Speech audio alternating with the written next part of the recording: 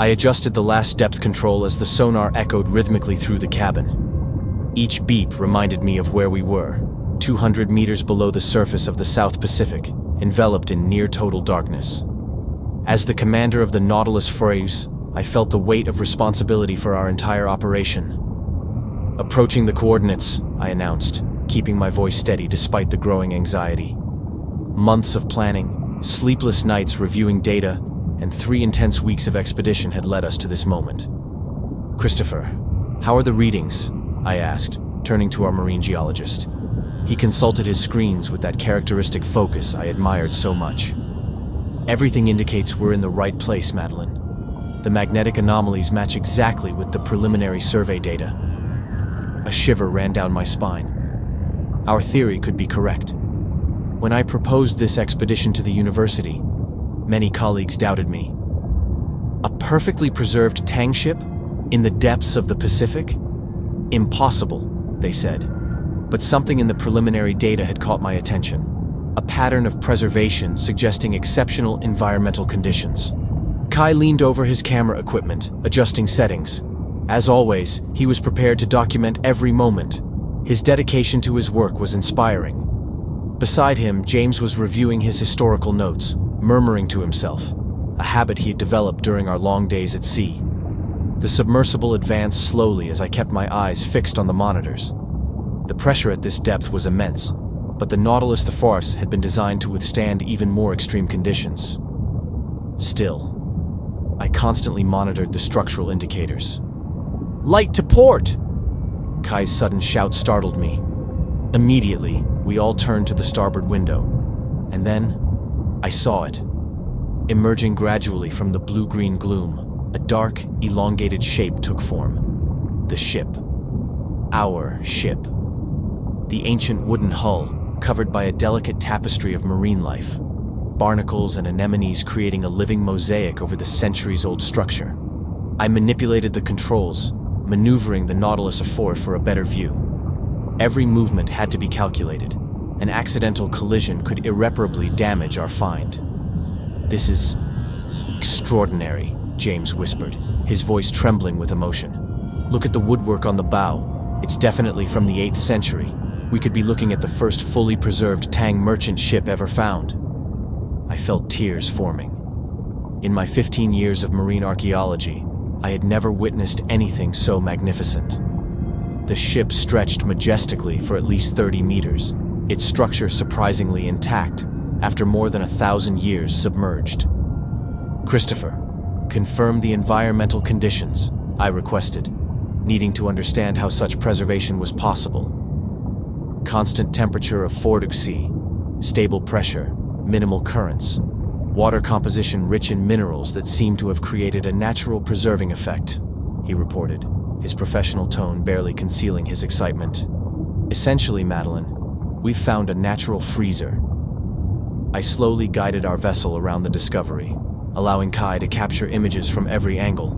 The flash from his camera briefly illuminated extraordinary details. Delicate carvings in the wood, decorative figures on the bow, even traces of what appeared to be ancient Chinese characters still visible on the hull. "I can identify elements typical of the mid-Tang period," James noted, pointing to specific features. "Look here. This type of carving was characteristic of merchant ships that sailed the maritime Silk Road. Its presence this far south suggests that the Chinese had much more extensive trade routes than previously documented." I carefully synchronized our movements with the needs of the team. When James needed to examine a specific architectural detail, I positioned the submersible at the perfect angle. When Christopher wanted to analyze the composition of the accumulated sediment, we descended closer to the seabed. Based on the sedimentation pattern and the structural condition, I estimate this ship sank around 780–820 AD, Christopher observed after his preliminary analysis. "That aligns with the peak of Tang commercial expeditions," James added, quickly flipping through his notes. "It was likely carrying valuable goods, silk, porcelain, spices, bound for Southeast Asia, or perhaps even the Arabian Peninsula." Through the submersible's windows, I watched in fascination as our spotlights revealed the scene. From certain angles, it almost looked as if the ship were sailing once again. suspended in that space between the seafloor and the distant surface, preserved in a state of eternal grace. Kai, can you capture images of the deck? We might be able to identify the layout of the cargo compartments, I suggested. He adjusted his lenses, focused. I'm getting incredible details. The resolution allows me to see even small metal objects scattered across the deck, possibly fittings or personal artifacts from the crew. I guided the Nautilus Durfours to a higher position, providing a panoramic view of the vessel. From above, we could truly appreciate its proportions and sophisticated design. Ships from this period represented the peak of Chinese naval engineering, technology that would not be surpassed in the West for centuries. We need to methodically map the entire site, I instructed, activating our 3D scanners. Christopher, begin geological mapping of the surroundings. James, document every visible architectural element. Kai, continue with the systematic photographic documentation. I've detected what appear to be sealed cargo compartments, Christopher reported, analyzing the scanner data. The preservation is extraordinary. We might be looking at Tang artifacts in nearly pristine condition. My heart raced at the possibility. Everyday objects, commercial goods, perhaps even documents, if preserved in these unique environmental conditions, they would represent an invaluable cultural treasure. We could be facing the most important underwater archaeological discovery since the Vasa or the Mary Rose, I commented, referring to two famous recovered historical ships. But with one fundamental difference. This one is significantly older and establishes cultural connections across entire oceans. We continued our meticulous documentation, each of us absorbed in our specialty. The occasional silence was broken only by the sonar and whispered excitement whenever someone identified a new significant detail. It was one of those rare moments in archaeology when the past seems to reach out to the present with crystal clarity. After nearly 2 hours of intensive documentation, I positioned the submersible for one last view of the ship. The image was almost dreamlike, the Tang vessel, a silent witness to an empire long gone, resting in the dark depths, illuminated only by our spotlights. We did it, I murmured, more to myself than to the team. We really did it. In that moment, I temporarily forgot all the hardships, the initial project rejections, the funding struggles, the logistical complications. Everything was worth it for this moment of pure revelation. What we didn't know, as we celebrated our historic discovery, was that the real test was yet to come, and that the depths held secrets far darker than an ancient ship. The joy of our discovery was abruptly interrupted by a sudden alert. The Nautilus forward sensors began registering unusual movements, and Christopher, always attentive to the monitors, frowned. We have something big moving about 50 meters away, he warned, adjusting the controls for a better view. It must be just a school of fish. But my years of experience in underwater expeditions made me doubt it immediately. Schools of fish have distinct, predictable movement patterns. What the sensors were detecting was different. One single, massive object moving with purpose. Increase the spotlights, I ordered, feeling a chill down my spine that had nothing to do with the cabin's temperature. Something was wrong. Very wrong. The first physical indication came through the currents. I had worked in underwater environments long enough to recognize when something disrupts the natural flow of water. The currents around us shifted abruptly, as if a massive object were displacing huge volumes of water. Then came the shadow, immense, casting itself over our vessel like an underwater storm cloud. My fingers gripped the controls tighter as the sonar began emitting frantic alerts, its rhythmic beeping turning into a sharp, urgent whine. "What the hell is that?" Kai's voice shattered the tense silence as he aimed his camera into the darkness above. And then we all saw it. Emerging from the blue-green gloom, like a nightmare taking shape, was what I initially identified as a hammerhead shark. But something was profoundly wrong with this creature. It was monstrously large, at least 3 times the size of any specimen recorded in scientific literature. Its skin, though bearing the typical grayish hue of the species, had an eerie, almost necrotic darkness in certain areas. The most disturbing part, however, was its head. The characteristic hammer shape was distorted, grotesquely enlarged and asymmetrical. The proportions were all wrong, as if nature had been forced into some cruel experiment. "This is impossible," James murmured, his face turning an alarming shade of pale under the bluish glow of the monitors. It must be some kind of mutation. Without hesitation, I began maneuvering the submersible backward, putting distance between us and the creature.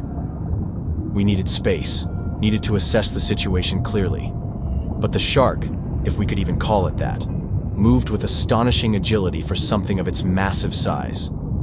It began circling the Nautilus, first in a wide arc, then on a second, closer pass. I recognized the predatory behavior. It was evaluating us, studying our vessel, searching for vulnerabilities, like any seasoned hunter would. "Energy levels are dropping," Christopher warned, his voice barely concealing his growing panic. His eyes flicked rapidly between different monitors. "Whatever this thing is, it's emitting some kind of electromagnetic field that's interfering with our systems." That was impossible. Sharks possess electroreceptive organs to detect prey, but not to emit electromagnetic fields powerful enough to disrupt equipment. What we were facing defied all known zoological classifications. The submersible's lights flickered, plunging us into total darkness for a brief, terrifying moment. In that instant of vulnerability, the creature struck. The impact against the side of the Nautilus was violent. The entire submersible shuddered, and we were thrown against our safety harnesses. I heard the metallic wail of internal alarms and the groaning protest of the hull under pressure. "Hull integrity still holding," I shouted, quickly checking the indicators. "But we can't take another hit like that." Panic is contagious in confined spaces, and I could feel the rising tension. James was muttering something about abominations, while Kai continued documenting the scene with his camera, his professional instinct kicking in even in the face of terror. "We need to get out of here now!" Kai's voice finally broke. I had already diverted all available power to the thrusters. The Nautilus was an advanced vessel, but it was never designed to escape super-evolved marine predators. I chose to dive deeper, a risky maneuver given the pressure, but our best chance. The submersible plunged at a steep angle, using gravity to increase our speed. Through the windows, glimpses of the creature appeared and disappeared as our flickering spotlights cut through the darkness. Its distorted form looked even more monstrous in fragments. An unnaturally large eye here, a deformed gill there, deep scars running along its body that looked almost surgical. "I'm noticing something strange in the cellular structure," Christopher observed, analyzing the captured images. "The scars, they have a pattern that's too regular to be natural. They look like intentional incisions." A chill ran down my spine. "Are you suggesting human interference?" "I'm not suggesting anything," he replied tensely. "Just reporting what I see." I used the sunken Tang ship as cover, skillfully maneuvering between its wreckage. The creature pursued us relentlessly, with unwavering determination. This wasn't the typical frenzied feeding behavior of a shark. There was method in its movements, a calculated hunt. "Have you noticed it's avoiding damaging the ancient ship?" James observed, his voice low, almost as if it knows its importance. Another impact, less direct this time, but enough to make the lights flicker again. The Nautilus Thephorin's electrical systems were increasingly compromised, and our spotlights were gradually losing power. "I've detected an anomaly in the scans," Christopher suddenly announced. "The creature's brain. It's approximately 3 times larger than expected for this species, with neural activity in regions that would normally be primitive in sharks." "Are you saying this thing is intelligent?" Kai asked, incredulous. Christopher hesitated. "I'm saying something has fundamentally altered its neurology. This isn't just a random mutation." As we frantically maneuvered through the wreckage, maintaining only a few meters of distance from the creature, I was able to observe it more closely. The scars along its body weren't random. They formed geometric patterns in certain areas, particularly around its deformed head. And something metallic occasionally glinted near its dorsal fin. An implant, perhaps? "I need to document this," Kai murmured, adjusting his camera to capture high-resolution images. "No one would believe it without evidence." "Focus on surviving first," I responded dryly, executing an evasive maneuver as the creature lunged again. The chase continued for the next few minutes, turning into a deadly game of cat and mouse through the wreckage of the Tang ship. The creature displayed an impressive level of predatory patience, constantly testing our defenses and searching for weak points. More alarming was its capacity to learn. After each successful evasive maneuver on my part, it adapted its strategy. The Nautilus's systems were deteriorating rapidly. "Oxygen at 72% and falling," Christopher warned. "Whatever this thing is doing, it's degrading our air regeneration systems." We needed an immediate solution. That's when Christopher pointed to an opening in the ship's hull. A narrow gap, potentially large enough for the Nautilus, but certainly too small for our monstrous pursuer. "There, a breach in the ship's hull. We can hide inside." It was risky, potentially catastrophic if I miscalculated the dimensions, but it was our best hope. With pinpoint precision, I guided the submersible through the opening, our vessel scraping slightly against the ancient wood. The sound of metal against timber echoed through the cabin as we advanced into the dark interior of the Tang ship. The creature, too large to follow, circled the opening, occasionally ramming against the ancient hull in apparent frustration. Through the ship's old wooden windows, we watched its massive form pass by repeatedly, like a monstrous sentinel guarding prisoners. "What the hell did we just find?" James asked, his voice trembling. "This isn't natural. It can't be." I had no answer. Our marine biologist had remained on the surface vessel. Our expedition was focused on archaeology, not zoological discoveries. But what we had seen defied any conventional scientific explanation. As the monstrous form continued circling our unlikely underwater prison, one certainty grew within me. We hadn't just discovered an ancient shipwreck. We had uncovered something far more sinister, and our true ordeal was only beginning. Inside the ancient ship, time seemed to stand still. The darkness was nearly absolute, broken only by the emergency lights of the Nautilus, casting a red glow over our improvised refuge. I frantically checked the vessel's systems. "We're trapped," I stated after a quick analysis of the controls. "That thing damaged our main thrusters. We have limited power and about 12 hours of oxygen." The silence that followed was heavy, each team member processing our precarious situation. Outside, the mutant shark continued its relentless watch, occasionally slamming into the hull of the ancient ship, making the centuries-old structure tremble. "We need to assess where we are," I finally decided. "James, you're the expert on historical ships. What can we expect from the interior of this Tang ship?" James adjusted his glasses, trying to regain his professional composure. Tang merchant ships of this size typically had 3 levels: the upper deck for crew and navigation, the middle deck for valuable cargo, and the hold for bulk goods and ballast. "It looks like we entered from the side and are on what would be the middle deck," I observed, directing the Nautilus's spotlights to illuminate our surroundings. The ship's interior was surprisingly spacious and well-preserved. Large wooden crates, some still sealed, were meticulously lined up against the walls.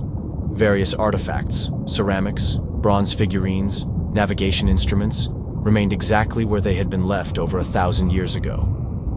"Incredible," Kai murmured, methodically taking photographs. "This is a true time capsule. Everything is exactly as..." He stopped abruptly, pointing to something on our right. "Wait, what is that?"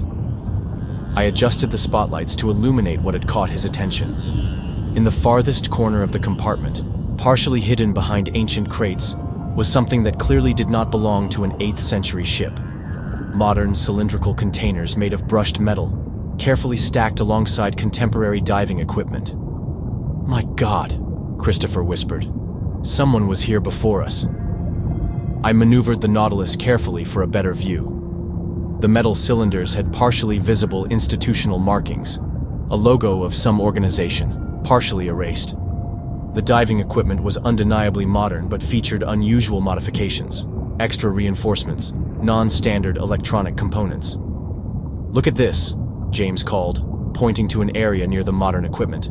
"These are definitely Tang gold bars, extremely rare, but they're arranged as if someone had cataloged them recently." As we explored further, the pieces began to fit together into a disturbing picture. We found partial records on water-damaged electronic tablets, biological samples in special containers, and most alarmingly, what appeared to be specialized surgical equipment. "This is genetic modification equipment," Christopher identified after examining one of the devices. "Highly advanced. This isn't something conventional scientists would have access to. Are you suggesting that thing out there was deliberately created? I asked, a horrifying realization forming in my mind. James was examining some partially preserved documents found inside a waterproof container. It looks like it. From what I can decipher, a previous expedition discovered something in this ship's hold, something biologically unique, and instead of reporting the discovery, they decided to experiment. We needed to see the hold. Carefully, I navigated the Nautilus through a deteriorated internal hatch, descending to the ship's lowest level. What we found defied any rational explanation. The hold contained what could only be described as an improvised laboratory. Modern equipment had been installed alongside ancient artifacts. But what dominated the space were massive reinforced glass tanks, most of them shattered, but one still partially intact, containing remnants of a viscous bluish liquid. "The journal," Christopher suddenly said, retrieving a partially burned notebook. Apparently, the previous expedition discovered biological specimens preserved in the ship's sealed containers. Unknown marine organisms that the ancient Chinese were transporting, possibly as curiosities for the imperial court. But why experiment on them? Why create that abomination? Kai questioned. James found the answer in another set of documents. Extraordinary regenerative properties. The genetic material of these preserved specimens showed unprecedented cellular regeneration capabilities. The previous team saw medical and military potential. The terrible story became clear. A previous expedition had discovered the ship and its unique biological treasures. Instead of reporting the find, they set up a clandestine laboratory, conducting genetic modification experiments using local hammerhead sharks as test subjects. Something went terribly wrong. "There are records of a containment breach in the last documents," Christopher reported, flipping through damaged pages. Apparently, their primary subject developed advanced intelligence and unforeseen characteristics, including the ability to generate disruptive electromagnetic fields. And it killed its creators, I concluded grimly.